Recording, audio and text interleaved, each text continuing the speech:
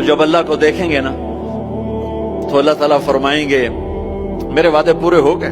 کہا جی پورے ہو گئے۔ کہا اچھا اب اس سے بڑی چیز دے دوں جو دیا ہے؟ کہا جی کیا؟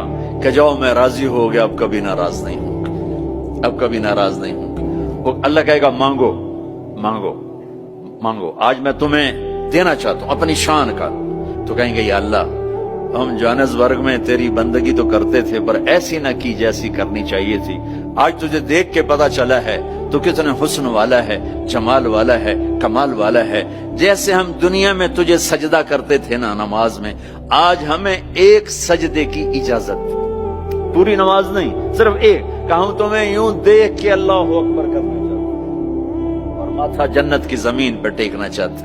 ہائے ہائے ہائے، میرا اللہ کیا کہے گا؟